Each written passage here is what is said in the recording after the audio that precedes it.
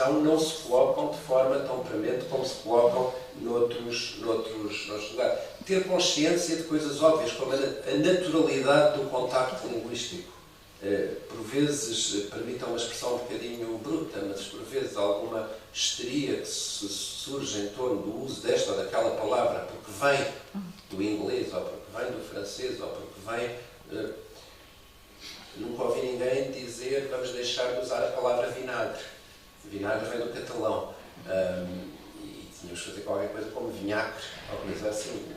Não faz sentido fazer uma proposta dessas, também não faz sentido ignorar que o contacto linguístico é natural e que em diferentes contextos, exatamente por sermos uma língua pluricêntrica, as fontes do contacto são muito diversificadas. Esta naturalidade da mudança, esta ideia de que a língua é uma coisa que nunca muda, é uma coisa que fica preservada. Ainda bem que temos a primeira conjugação dos verbos, porque senão não podíamos fazer verbos novos. Nem sequer esta consciência por vezes há. Por quem ensina a língua, por quem decide sobre a língua, se eu fizer um verbo a partir de cadeira, vai ser o verbo cadeirar. Não pode ser nem cadeireiro nem cadeirir. Porquê? Porque as outras conjugações já estão paradas, já estão inertes. E há uma que nos permite que a língua continue a criar palavras. Portanto, limites e redondos sobre defesa da língua, sem saber nada de língua, não estamos a ser sérios. Estamos a arrasar, por vezes, vou ser muito cru, a incompetência. Porque é falar daquilo que não se sabe. E temos de saber, ou rodear-nos daqueles que sabem. E ouvimos muitas coisas. Por exemplo, aqui em Portugal, a quantidade de vezes que ouvimos falar da importância de defender a língua de Camões. Isto só passa pela cabeça de quem não faz a mínima ideia de que a prosódia com que o Camões falava era exatamente a do português brasileiro e não a do português de Portugal.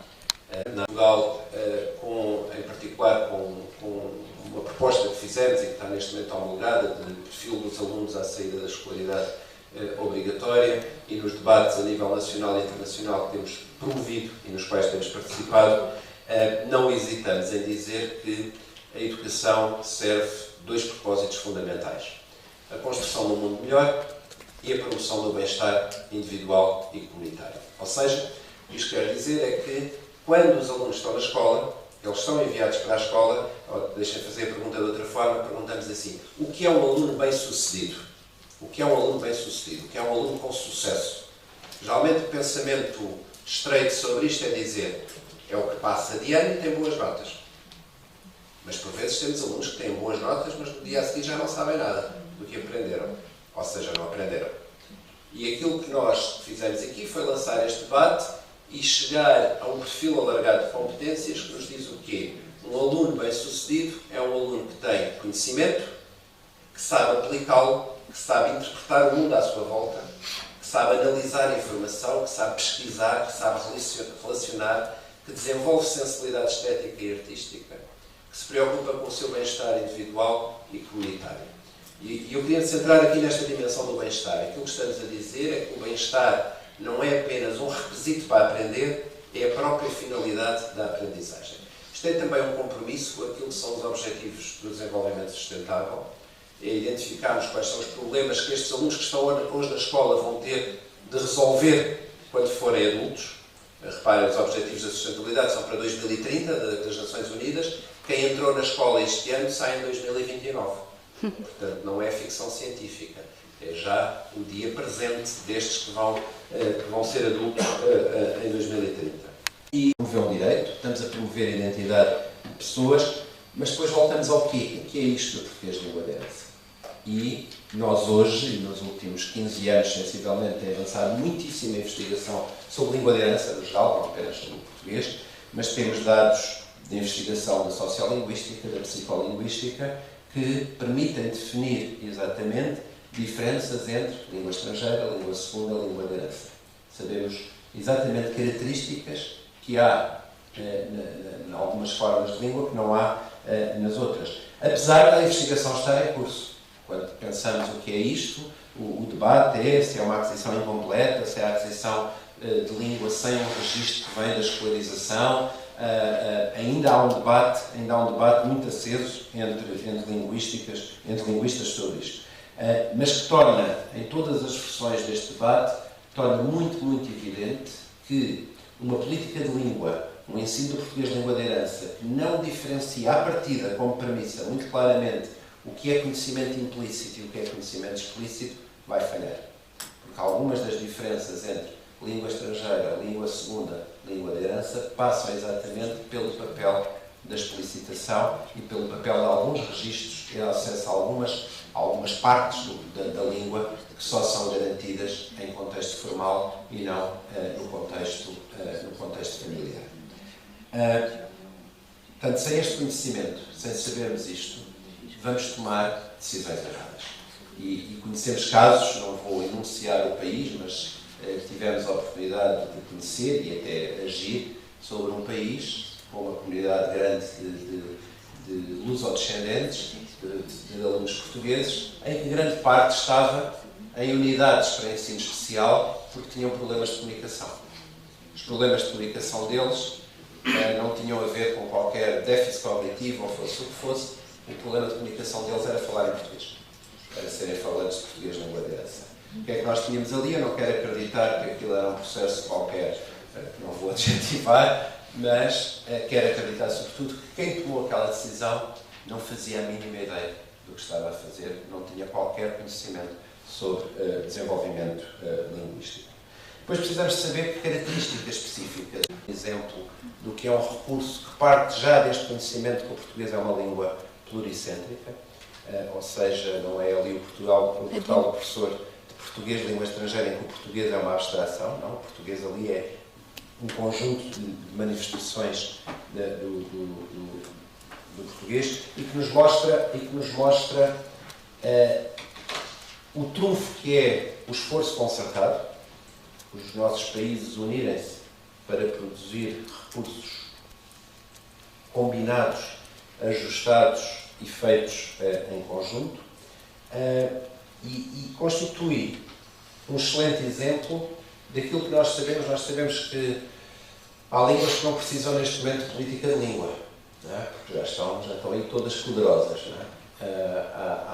Há outras que precisam de continuidade, de uma ação que é constante. Ora, é muito interessante vamos pensar no caso mais evidente, o inglês. Como é que o inglês se impôs? É a língua de ciência, é a língua de cultura, é a língua de conhecimento. Não é uma língua que se tenha perdido em defesas de purismos, com uma academia que definia exatamente se devia dizer de que ou que.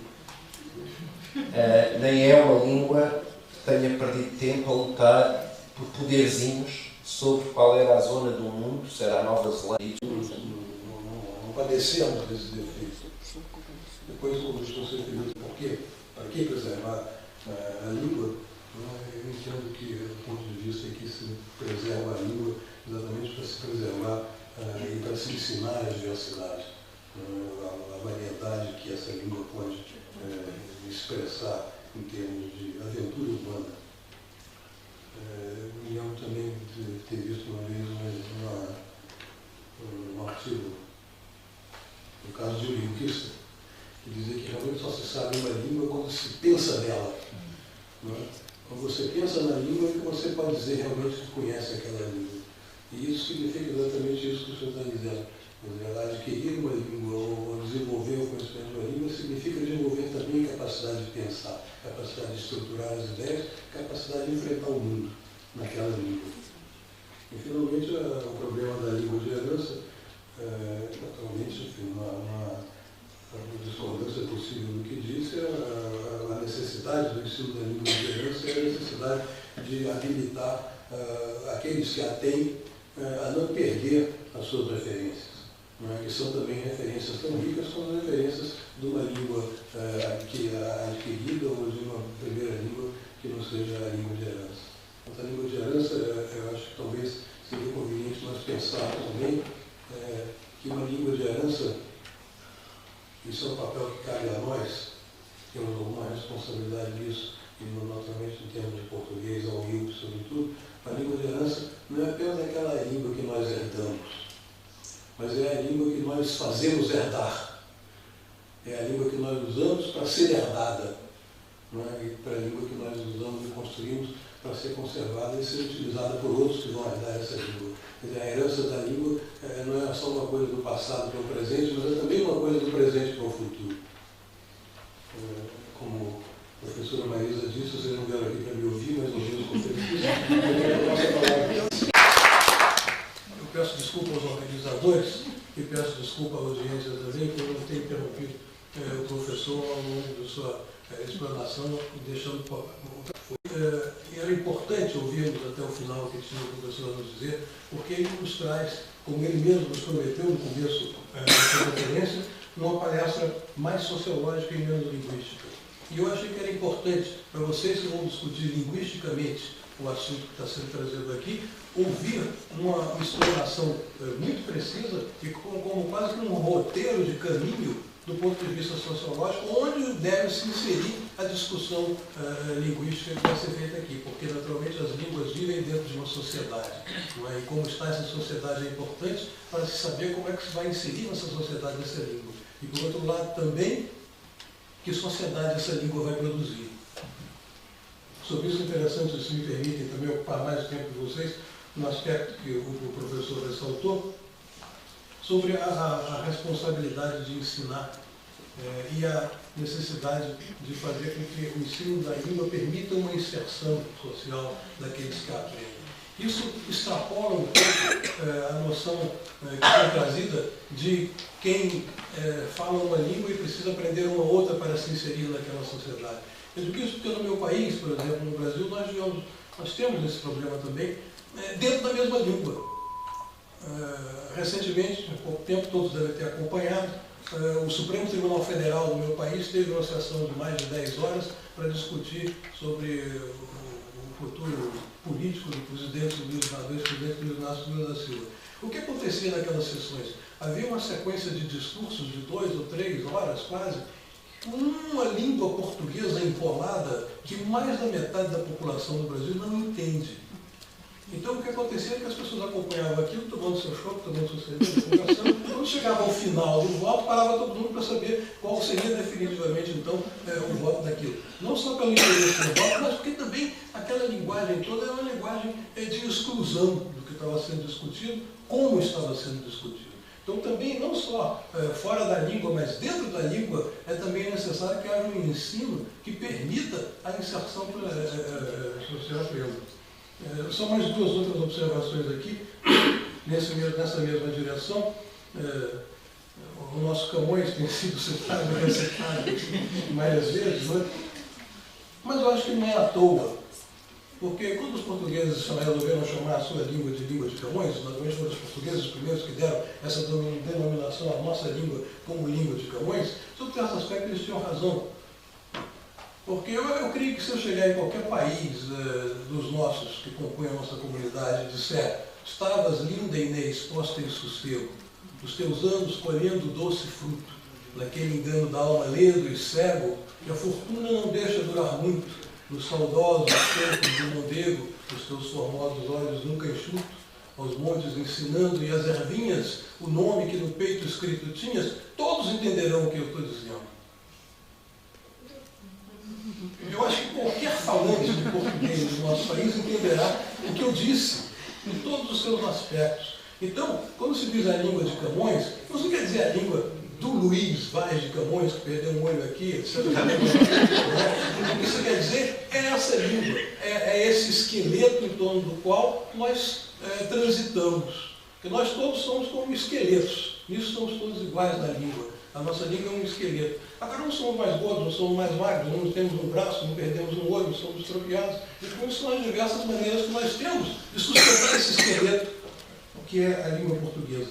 E é um esqueleto riquíssimo, e é um esqueleto que nós temos realmente, como disse o professor também, como disse o secretário, de todas as maneiras preservar, no sentido que o secretário trouxe, e promover. Eu digo isso porque, um exemplo muito pequeno, o professor se referiu também à Noruega. É muito provável que haja mais noruegueses aprendendo português do que lusófonos aprendendo norueguês. Né?